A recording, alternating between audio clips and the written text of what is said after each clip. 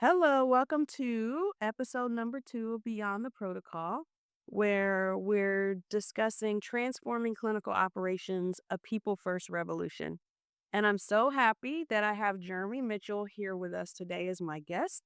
He has graciously agreed to join me on my mission and become a partner with me at my company, the Research Associate Group, as I work to strategize and mobilize this vision I have for transforming the way we do clinical operations in clinical research and focusing on people first and processes second. So, welcome, Jeremy. I'm so glad to have you. I'll give you a moment to introduce yourself. Thank you, Melody. I love how you put it that I graciously joined you. Anyone that meets you and hears you talking about the Research Associate Group understands pretty quickly why I would want to be on board and want to be a part of what you're doing. I think far too often we've seen people operations kind of fall through the cracks as we're navigating clinical operations as a whole. So the holistic approach and things that you're doing at the Research Associate Group has me excited. I've been in business development majority of my career, and coming on board with someone who's approaching things in a way that I think can really shape and change the industry has me very excited for the future. Yeah, I know we've had a lot of conversations and we have so many ideas and ways that we feel like we can change the world here. And so I'm really excited about just forging ahead and making this happen for people and for the trials. And most important, I think the downstream impact it has on patients who get the benefit of the research that's done through these clinical trials. So let's just jump right in. So, in my almost 20 years of being part of clinical operations teams, mentoring, coaching, providing strategy here in the latter part of my career, I see it over and over again where we focus on processes, less on people, and then we wonder why we get the outcome that we do. On the flip side of that, the companies that seem to understand the human investment, right? Making sure that our people are happy, they know how to do their jobs, they feel supported, and they are working in a culture that's collaborative and honestly a safe space to be the best that they can be within the role that they've been given. Those are the companies that seem to do really well, even if they may not be as sound and tight on their operational processes. Their SOPs may not be as great as some of the other companies, but they're getting the work done in a really good way. And so I think that's what has led me to bring this idea through the Research Associate Group of helping people be better, but feel supported, um, and able to optimally do their jobs and within the clinical operations circle. So, I'd love to kinda understand, how you bring your experience in. I know, you are part of an amazing organization as well, that also provides support in a different way to the clinical, research space. So, I would love to just have some insight from your journey that brings you to this point forward. Yeah. So, I'd say in a nutshell, everything that you're talking about is something that we've seen on both sides of the house in the industry, right?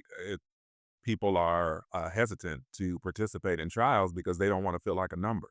They don't just want to feel like they're on an assembly line. Well, that goes the same way for people who are performing the trials, right? All of our people that are putting in their blood, sweat, and tears want to feel like they're actually valued. And I think that's one of the things that's so exciting about taking this approach is that not only are we upskilling people where they can understand how to do their job more effectively, we're also taking an interest in them as an individual, saying, we know that you probably have other aspirations. How can we put you in the best place to succeed? We're not just going to replace you, easily. We want you to be here and we've invested in you. And it benefits us as a whole to make sure that you're in the best position to win, right? So, I think that as we continue to work with people on this side of the house, in the industry, we will see that their approach would kind of resonate more on the outside as we're dealing with the public, who doesn't really understand, I believe, as a layman. I've only been in clinical research now about 5 years. So I still tell people I see it from both sides, right? I'm an outsider still, so I know that type of people are saying and what they think. We didn't understand what clinical trials were and what this industry was all about. And the only time we hear about it is in, unfortunately, a lot of times in negative instances. So I think that if we can figure out a way to have people feel more confident in their roles, so as they're dealing with, non-industry related people, that will play off very well. So yeah, just awesomely excited about this. I hope you can see the passion that's coming through on it every time I talk. And I do. And I know we meet almost daily, whether it's emails, meetings, and everything. And I think our passion is really what connects us, like the excitement of the opportunity to make a change and make a difference. Not only for companies, yes, but for the people. There's so many people that we talk to and we connect with and we engage with through our communities and professional and personal lives. Um, and they need to work. They wanna feel fulfilled in the work that they do, but oftentimes they're so miserable. Um, and when you kinda dig in and you have conversations with people, they're not miserable because they have to go to work.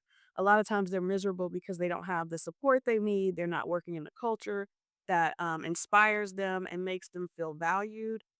They don't have the professional development and tools to give them what they need to get the job done properly.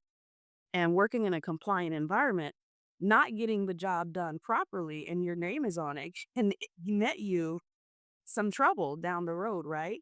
And so working in an environment or a silo of fear, um, not being able to understand exactly what you should be doing and just getting thrown in, which is what a lot of us what happens to us. We get thrown in. We're in one role and then all of a sudden we're thrown into the deep end of a swimming pool because there's a resourcing deficiency or there's something that's happened that we weren't truly prepared for, but we got thrown in and then we need to figure out how to swim and succeed. And I think that's what I'm really on a mission to change because that approach isn't good for the person that's in the role, but it's also terrible for our trials. And so when we're looking downstream and we're wondering why our database locks are horrific because the data's terrible and we're having to go back and figure out how to scramble and clean things up, or our monitoring is behind or not at the best level of quality we would expect it to be, like all these things that can happen, right? And the challenges that our teams face, it's just it is the nature of the beast for us in this industry, but we can still do better. We can still bring a human side to it and stop focusing just solely on processes, right? And so I think that's where we are. And we have decided to focus and take this approach directly to the organizations. Um, I think that's where we can make the biggest impact when we can really impress upon leadership at these organizations that your people are sinking and they need help. And the help doesn't have to be a million gazillion dollar super strategic plan that no one can wrap their minds around, right? And sustainably execute. I think we make it too hard when we think of getting people in or programs in to help our team succeed. It just doesn't need to be that difficult. And I like our simple approach to bring practical support to teams, practical strategy, practical day to day. This is how you should do your job. What are you missing? What's needed? How can we help you be successful? I think it's so simple that it's just overlooked. And I'm glad that you and I are on this mission to bring this forward. I'd love to hear kind of what your approach is or how you feel um, we can take this to organizations because I think it's kind of new. And a lot of times in this industry, well, not a lot of times, all the time, we like to do things the same way that we've known. We don't want to try anything new. We don't want to step outside the box. We've always done it this way. We're not interested. Thank you. Have a nice day. So, what is your approach in how we will meet and greet organizations that could really benefit from what we'd like to do in the industry. Yeah, so I think that one of the big things that you hit on there is a problem with a lot of industries that have had success where they get comfortable, and instead of saying it's a new day and it's a new time, we get complacent, and too often complacency leads us into a point where people are burned out and people no longer want to continue in these roles. So I think it's important that we present this as, yes, we are a clinical operations strategy company. We can help you from A to Z on that level with tons of experience there, but we also understand what it is to navigate the journey to higher levels in companies. So understanding that too many of these people have been placed in roles where honestly once they get the role, the training just stops there. So we've set them up for failure. And there's nowhere for them to go from that point because now, to your point, their name is connected to, failing trials or, data that people look at and go, no, there's no way we can use this, and who did this. So I think understanding that um, training and development doesn't end when someone sits in the seat, that it needs to continue, all throughout their career and allowing people to understand that we have a program that will meet these people where they are. If it's a virtual community, we have that. If it's an in-person community, we have that. The opportunity to, help people that are already short staffed. Let's face it, the industry is in a labor crunch right now. We have layoffs in a lot of companies, and then we're asking these people to do the role sometimes with two and three people, and that's just, not something that's a recipe for success, especially when they haven't even been given the skill set necessarily to do their original job. So now that, I need you to do these other two jobs as well.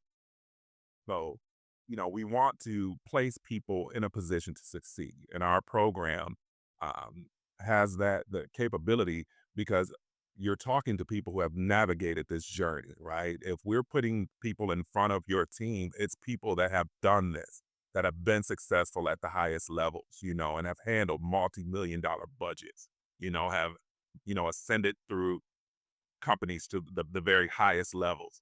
So I think what you want is that you want to align yourself with companies that give you the biggest bang for your buck, right? So what we're saying is that we have these people with this wealth of experience, wealth of knowledge. We've created this program, something that normally, you would have to have like 4 and 5 people doing this that we're doing. We're training your people individually to basically level up. So we're cutting down some of your costs because you're not having to put 6 and 7 people in this seat. We're going to train up the people that you already have there to be more effective and more efficient in what it is that they're doing.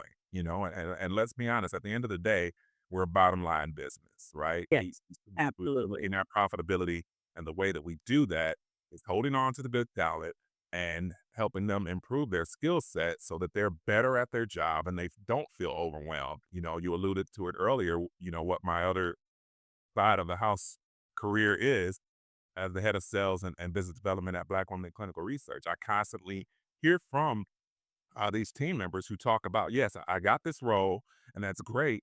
I don't have any support. I feel like I'm out here on an island.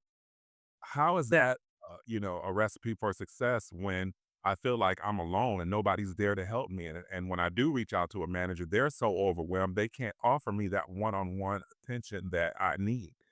That's where the research associate group comes in. We stand in that gap for these companies that are already strapped for resources and say, we can help you do better what you've already done in a way that you probably haven't thought of doing it before, right? We have a whole plan in place to just make your team overall happier, more efficient, and just more viable as a whole. I agree. I agree. I fully agree. And I think in the current climate, um, as I speak with people, you may be miserable, you may feel unsupported, You may not be happy in the role or the company that you're in, but you aren't going to resign in this current situation, right, that we have going on around us. And so what does that mean for an organization where you have people that feel that way and they're not going to resign? And I know I did an article a month or so ago about quiet quitting. It is real. It is really real. And organizations that don't acknowledge this and find a way to address it and turn that kind of large sinking ship around will find themselves with teams, low turnover, but no productivity. If you have it, it's not done well, and your trials are impacted in a very negative way. And this can all be kind of mitigated, not kind of, it can be mitigated with some thoughtful planning and strategic partners who can come in and support your teams in a way that you may not be able to internally. It's just simple as that. Again, simplicity. Stop making things so hard, which is something we really like to do in our industry. Yeah, exactly. I was telling someone that the other day, Melody, that, think of the research associate group. We're a specialized surgeon, right? We come in, we can recognize the need and actually impact the areas that are suffering instead of just trying to do a cookie cutter approach. We're very surgical in how we can come in. So I think that that's one of the things that just makes us better. I really like that analogy. And I think a lot of my friends and colleagues, they call me the fixer. I like to come in, I like to figure out what's wrong. A lot of times the problem is something no one else wants to touch. So it's just growing and growing and growing. And I like to come in and figure out how to fix it and make it uh, something that doesn't continue to just grow and grow and grow and become a cancer in the organization. There's always a fix. There's always a solution. It may not be easy to get to the end zone, but you can do it and you can get the team behind you to be part of the solution. And then it's rinse, wash, rinse, and repeat, right? So next time something comes up like this, not only did you have one individual that could fix the problem, you now infiltrated the organization and the team, and they are able to do that. And so we're not only feeding, we're teaching them to fish. And I think that's where the magic happens for me. So I know you and I are so excited, and we haven't shared with a lot of people yet, but I think this is a great opportunity just to kind of share a little bit about this program we've referenced. Um, in the 20 years I've been working, I've always been part of teams as a consultant and gone in and done what I am talking about doing here with the research associate group. But I realize that there's only so many hours, there's only so many clients you can have as an individual. And I wanted to scale, I wanted to be able to help more people at a larger level. And so we've developed this program that you've referenced already. It's called the ClinOps Coaching Catalyst. And essentially, it's a container where we can bring ClinOps team members in to get this professional development, this training, support, mentoring, and just practical day to day support for doing your job and figuring out how to do it well. I think some examples I talk a lot about budgets, and you have $20 million studies, a lead that's been assigned to the study, and that individual is responsible for overseeing the budget and making sure the framework is maintained. But if you don't know how to do projections and accruals, and you may be at a company that doesn't have a very robust finance department or very technical piece that supports that financial aspect of the budget, then it can become very manual. And what do you do? How do you manage that? A lot of people don't know. They're not sure about that. And so you mean to tell me you're essentially have someone with a blank check approving invoices every month or quarterly, and they have no idea where they stand in a reconciliation perspective of a budget. Um, how do you do that? Well, this container is a resource to be able to get someone that information and that knowledge base so that they can then go back and put it into place in their day-to-day life. And so I'm really excited about this program and the technology that we're building for it to live within. I think it's innovative. I think it's definitely a way for us to achieve what we've set out to do, and not have to be limited in the number of companies that can send their team members to get help. I think you and I were talking a couple of weeks ago, and I was saying, we go to conferences. I've been to conferences, they're wonderful. I enjoy going, networking, meeting people, but I often leave that conference feeling like I didn't have anything tangible to take back with me for the day to day. So I still don't know how to do some of the things I came into this conference not knowing how to do. I met some wonderful people. I gained some amazing insight about the industry and where it's headed. But for me as an individual and others, what do I do when I leave this conference and go back to my desk and I'm back in the day-to-day grind of delivering the outcomes of this trial? And so I think this is a gap. We're filling a gap that is not met right now, and I'm really excited about that, and I know you are too. Yeah, absolutely. Um, one of my favorite books is by an FBI, and what is his role? He's a negotiator. Chris Voss, Never Split the Difference. And this man is, when I tell you, he's probably the Michael Jordan of negotiation, right? Yeah. And as I think about what it is that we're building here, um, I can equate it to him. He's going all across the country. He's doing these classes and everything, and how excited people are to sit in the room with someone who has that ability to really get you to do whatever he wants you to do. He knows how to meet you where you are. And it's just very exciting to me that I feel like your knowledge is in this space on that very same level, and where you've been able to impact, you know, companies on a one off basis. What we're saying now is that we have something in place where we want the impact to be massive. And the only way to do that was to create a program like this, where no longer are we, just putting you into one spot and saying, okay, impact this company. We're saying this knowledge and this framework that's been put into place, we want it to kind of, permeate the whole industry. And it's something that as companies, invest in their people by signing up with the Research Associate Group, I think that very soon we'll be talking about the impact that you've had in the same way as I do when I'm talking about a Chris Voss. Anybody who's in sales, you mention this book, their face is going to light up because they know who he is, right? It's the same way here. When someone has a wealth of knowledge and you figured out a way to get that knowledge to the masses, I think every company should be excited about that. We're giving them knowledge that has taken, like you said, over 20 years to create and to perfect, and we're putting it into a digestible way that, again, people can leave with actionable capabilities going forward. It's not something where they're going to sit in these meetings that we've all sat in before, not just at conferences, trainings, even where we sat in those trainings and, we're our heads doing this and we're falling asleep. That's not what this is. This is something where you want to be on the edge of your seat because it's engaging, it's relatable. The day to day things that you go through, that is what this program is built on. So, Yeah.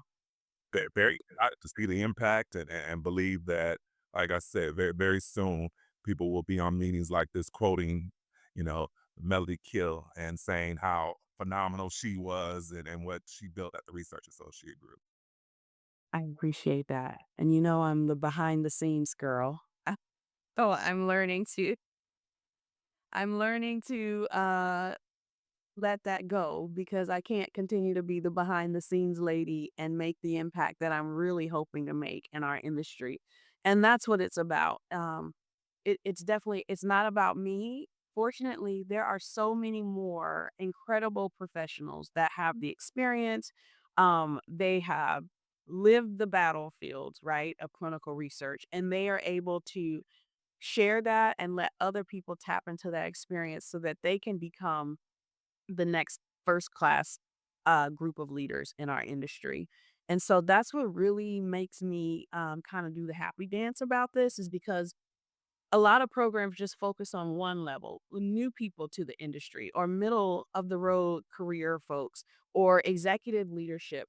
But I really am working to find a way to support everyone and meet you where you are in this program to help you go to the next level. And then the other side of that coin is as you're going to the next level, the organizations benefit because their clinical trials get the result of you improving your skills and understanding how to do research in a better way. Yeah. Yeah, And I think we have to admit that continuing to do things the same way isn't going to work, right? We are doing something that saves and changes people's life. So shouldn't we always want to be on the cutting edge and stay innovative as possible while we're, navigating everything that's changing the new climate and everything? We want to make sure that we are adapting.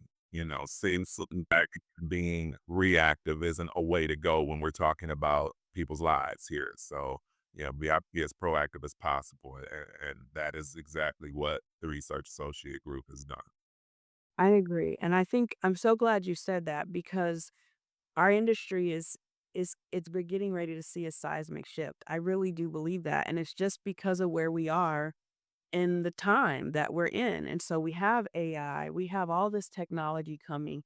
Um we have kind of some unknowns right now about our industry and what will happen and will our research and development budgets still be the way they are? Are we going to have to do some tightening of the belts and figure out how to continue to do research at the same level, but r- maybe not with the same level of resources that we've been able to use? And so I think now is the time to begin to understand what the future looks like and how you retool and prepare yourself. And that's from this perspective of the organizations, but also from the perspective of the people that work at these companies. And employability is changing. And will we always have, will it always be that we get hired, we interview, we get hired, we're employees of the company, and that's how we have our livelihoods maintained, right? I think the workforce is changing. And so we also have to look at that and see how do we fit in and adjust as people who run trials for organizations. And so there's so many factors to this that need to be addressed and can be addressed within this program to help people and organizations. And at the end of the day, that's what you and I are really on a mission for, to focus on the people and to build the culture and then let the processes get worked out and strategize those so that we have a 360-degree working wheel that gets us to where we need to go. Yeah. No, absolutely. Absolutely. And I love that. It's something that I think has fallen through the cracks way too many times where we don't uh, try to elevate our people and make sure that they're happy with what it is that they're doing. I don't know about yourself, but I can remember the job that I was happiest at was I was 16 years old working at a movie theater, right? Not making a whole lot of money, but the culture was good. We enjoyed working with each other and we had a great time. And that job will always stick with me, right? Because it felt like I was a part of something and I felt valued. Now, looking back, maybe it wasn't ever, as glorious as I thought it was then, but you couldn't tell 16-year-old Jeremy that, this isn't the way that all companies are going to run and the way every job is going to be, where I'm happy to come to work. I'm excited looking to, what's next. I think that by putting something in place and having organizations partner with us, they are showing that investment to their people. Yes, we pay you a very good salary. We know these are very well paid roles in clinical research, but it's more to it than just the money, right? I can find money in a lot of different places, but can I find happiness and contentment with my day to day where I don't dread Mondays, right? You shouldn't have a case of the Mondays every single week, right? For myself, I look forward to getting up on Monday morning because I know, you know, you and I are going to have our first call of the week and, we're going to plan out on what we're doing next for this company. So that's the way that I think partnering with us benefits these companies, right? We want employees that feel valued, that feel respected, and feel like you have a vested interest in their success. And you do that by using the resources that we have and aligning yourself with, the program that we have in place. I agree. I agree. I think that the folks that have joined us today will be able to I hope they feel how passionate we are and it's just oozing through to them and it fires them up. It gets them excited about finally something available that is tangible and I can use. And it has a human factor that a lot of others don't. So a human factor and a continuity situation where you're not just going to a 2-day seminar, right? And spending time in a room and getting some information and you have to go back and figure it out. But something that is just available to you every day in the way that you need it. And I think that's what makes this really cool. So more to come from the research associate group and the two of us. We're really looking forward to continuing to speak with people and meet with people. And I think if this resonates with you, then you should reach out and find us on LinkedIn. We're always happy to have connection calls. It's one of the highlights of my days when I see I have connection calls booked on my calendar. Um, and I appreciate you, Jeremy, for joining us on episode number 2. This is a new show, right? But I think as we progress and we continue to have guests on, I think it's going to also be a value add for people to just get some nuggets, to get some different insights, and to have the opportunity to engage with us and provide their feedback and insights, which we would love to hear, and even have them on as a guest. So I'm really excited about this new show and what it can do to help get our mission out there to the world. Absolutely. Absolutely. Good information is vital, in whatever industry that you're in. And I believe that this platform will be a value add to anyone who takes the time to invest in themselves and say, hey, I got 30, 45 minutes on the treadmill. Let me listen and see what the research associate group talking about today and understand something that can be actionable for me to take into my day to day. So really excited about what we're doing and what's next. And I believe the sky's the limit. And can't wait for everyone to join us on this journey. Reach out, as Melody said, Jay Mitchell at theresearchassociates.com. Um, Send me an email. Yes, all right. Thanks, Jeremy. I appreciate you. And everyone will be hearing from us, I'm sure, again. Absolutely. Looking forward to it. Bye now.